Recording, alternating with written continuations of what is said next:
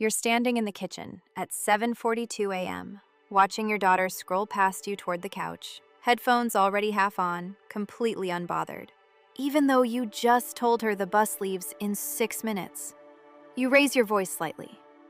Nothing changes. You raise it again, sharper this time. And only then does she actually move, rolling her eyes like you're the unreasonable one. Now picture a Japanese mother in the same kitchen, same morning chaos, same 6 minutes on the clock. She says one sentence in her normal voice and turns back to what she was doing. Her son is at the door with his shoes on before she's even finished pouring her tea. No second sentence, no raised voice, no countdown. So what does she know about being heard that you don't? The answer isn't about the child. It's about something that happened long before this exact moment. Something psychologists call learned selective attention. And most Western households build it into their kids by accident. Here's how it works. A parent gives an instruction once. The child, mid-activity, doesn't respond immediately. The parent repeats it. Still nothing. The parent repeats it again, this time with more edge in their voice. The child finally gets up on roughly the 4th or 5th repetition.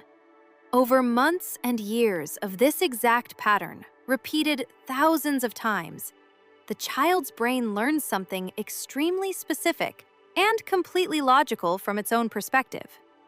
The first 3 or 4 times someone says something doesn't actually mean anything yet. Only the version with the sharper tone is the real instruction. Everything before that is just noise to filter out. This isn't defiance, it's pattern recognition, working exactly as designed. The child isn't ignoring you. They've been trained, through pure repetition, that your early requests aren't the actual signal. Now here's the question worth sitting with. What if, every time you repeat an instruction in a calmer voice than the one that finally worked, you're teaching your child to wait for that sharper voice all over again? Japanese parenting leans on a principle called ichido itte wakaru, which translates roughly to understood the first time it's said. It isn't a punishment system or a strict rule. It's an expectation built early, through consistency, that a request is only ever delivered once, and once is treated by everyone in the household, parent included, as genuinely final.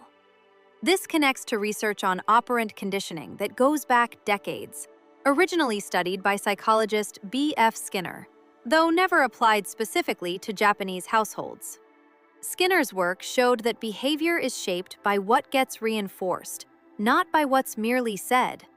If a 4th repetition is the only version that reliably produces action, the 4th repetition becomes the trained cue, regardless of how many earlier requests were technically spoken first. Here's where it gets specific. In a household practicing ichido itte wakaru, the structure isn't about volume. It's about follow-through happening at the very first request, every time, calmly.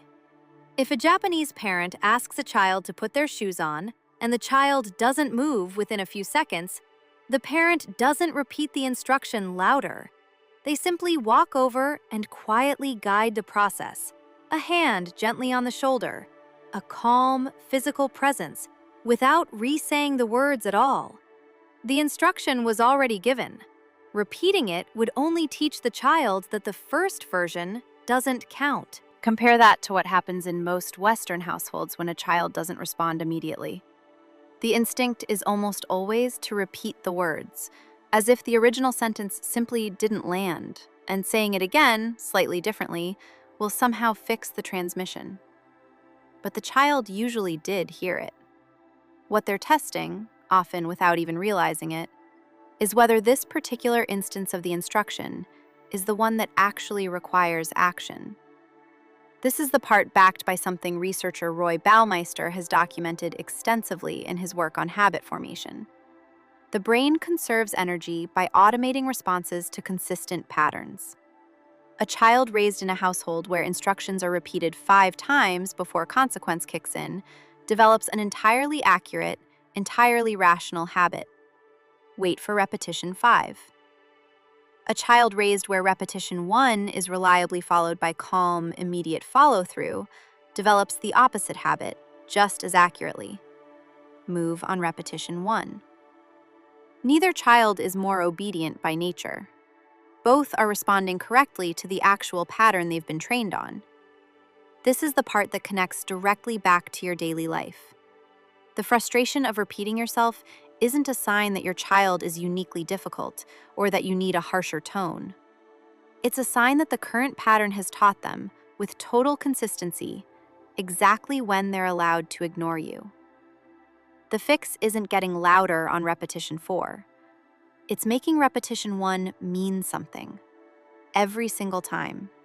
Even when that's inconvenient. Even when you're tired. Even when it would be faster in this one moment to just let the third or fourth request slide. So what does this actually look like, practically, for you? It doesn't mean barking instructions and storming off if they're not followed instantly. It means saying the request once, in your normal voice, and then, instead of repeating it, physically following through. If your child doesn't move toward their shoes within a few seconds, walk over. Don't say the words again. Just guide the process calmly. Hand on shoulder, quiet physical presence, finishing what the first sentence started. The first time you do this, it will feel slower than just yelling the instruction a third time. It is not slower. It's the only version that actually teaches the lesson you want learned. The hardest part isn't staying calm. It's staying silent the second, third, and fourth time your brain wants to repeat yourself. Because repeating feels like doing something, and walking over in silence feels, in the moment, like doing less. It's the opposite. Silence paired with follow-through is the entire mechanism. Words paired with nothing is the thing that taught them to wait you out in the first place. The hardest part is resisting the urge to explain, again, why this matters. The same urge that makes a fourth repetition feel necessary in the moment. That restraint is yours to build, not theirs to inherit instantly. And every time you let the first sentence be the only sentence, backed by quiet follow-through instead of a louder echo, you're not being stricter. You're teaching your child that your words mean something the very first time they leave your mouth. Because the real question was never about shoes, or how many times something needs to be said, or how sharp your voice has to get before anyone moves. It was about whether your child has been given enough ordinary moments to learn that the first time really is the only time that matters.